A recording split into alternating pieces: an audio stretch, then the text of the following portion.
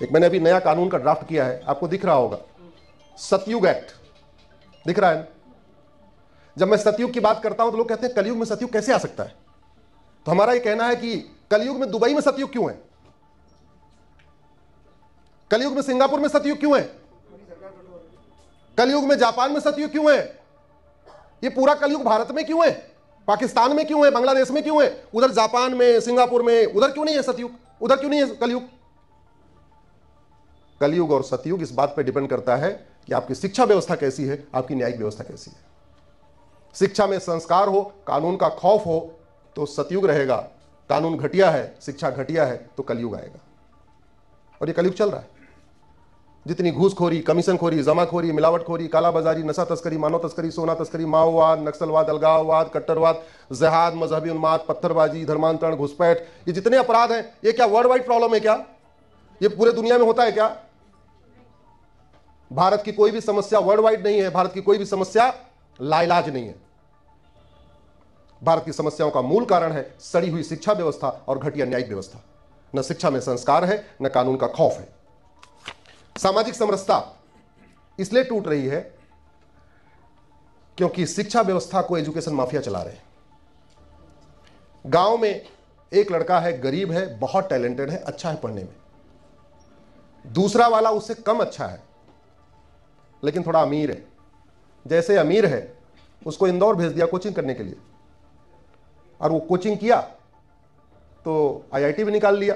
Medical में जाना है तो उसने नीट भी क्वालिफाई कर लिया, या एनडीए भी क्वालिफाई कर लिया, या क्लैट क्वालिफाई कर लिया। दूसरा वाला गरीब था इसलिए कुछ क्वालिफाई नहीं कर पाया। एजुकेशन सिस्टम को एजुकेशन माफिया चला रहे हैं। इस तरीके से सिस्टम को हाईजैक कर लिया है कि जो 10वीं 12वीं में पढ़ाया जाता है वो एंट्रेंस एग्जाम में पूछा नहीं जाता। जो एंट्रेंस एग्जाम में पूछा जाता है वो 10वीं 12वीं में पढ़ाया नहीं जाता।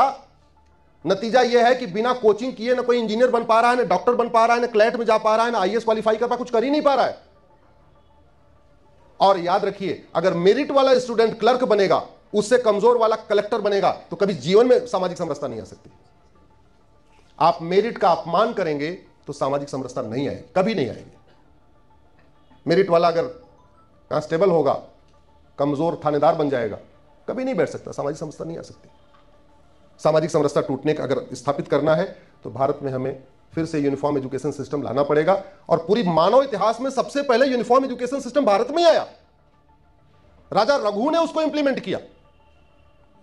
दशरथ जी राज परिवार के, क्षत्रिय परिवार के और सुमंत नाविक के परिवार के, उस समय व्यवस्था उन्होंने कितनी बढ़िया रखी कि नाविक का बेटा सुमंत राज परिवार के दशरथ जी के साथ पढ़ रहा है, एक साथ गुरुकुल में पढ़ रहा है।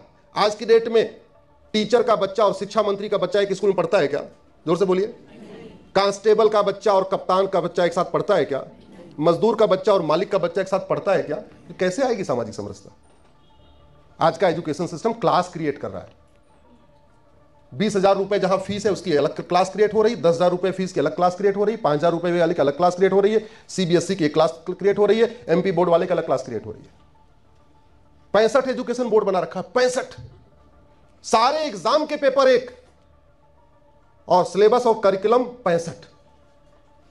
एजुकेशन बोर्ड 65 और पेपर एक। इंजीनियरिंग का एक पेपर सबके लिए कॉमन है पूरे भारत के लिए, मेडिकल का एक पेपर कॉमन है सबके लिए, क्लैट का पेपर कॉमन, आईएएस का पेपर कॉमन, और 65 एजुकेशन बोर्ड 12वीं में।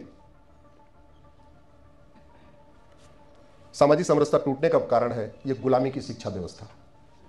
सामाजिक समरसता टूटने का कारण है गुलामी की पुलिस व्यवस्था। सामाजिक समरसता टूटने का कारण है गुलामी की प्रशासनिक व्यवस्था। सामाजिक समरसता टूटने का कारण है गुलामी की न्यायिक व्यवस्था। सामाजिक समरसता टूटने का कारण है गुलामी की व्यापार व्यवस्था। सामाजिक समरसता टूटने का कारण है गुलामी की चुनाव व्यवस्था। अच्छा, सबसे आश्चर्य बात, हम लोग 15 अगस्त को क्या मनाते हैं? जोर से बोलिए। स्वतंत्रता दिवस। स्वतंत्र दो शब्दों से मिलकर बना है, स्वतंत्र। स्व मतलब सेल्फ, हमारा, तंत्र मतलब सिस्टम। कौन सा सिस्टम हमारा है? एजुकेशन सिस्टम हमारा है क्या? जोर से बोलिए।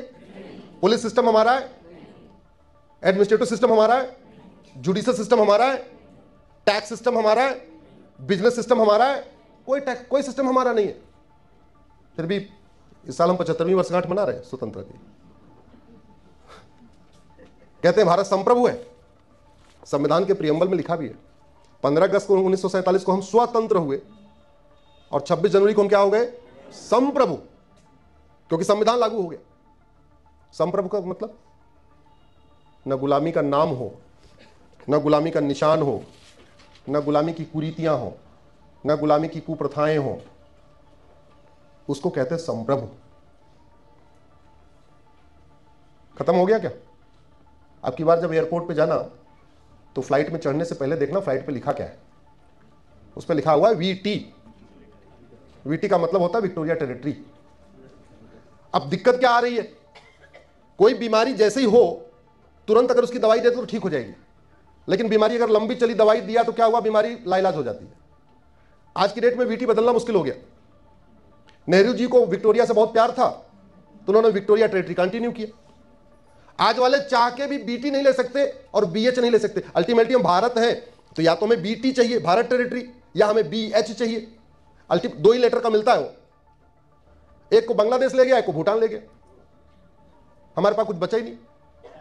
अब तो एसटी लेना पड़ेगा, हिंदुस्तान टेरिटरी, यही लेना पड़ेगा।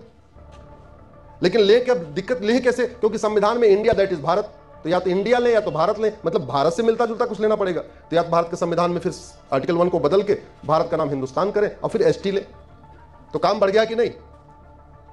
कोई बीमारी का इलाज समय पे हो जाता है तो आसानी से हो जाता है। बुखार तुरंत खाओ तो 2 टैबलेट में ठीक हो जाएगा, अगर लंबा छोड़ दिया तो निमोनिया हो जाएगा, टाइफाइड हो जाएगा, फिर लंबी बीमारी बढ़ जाती है।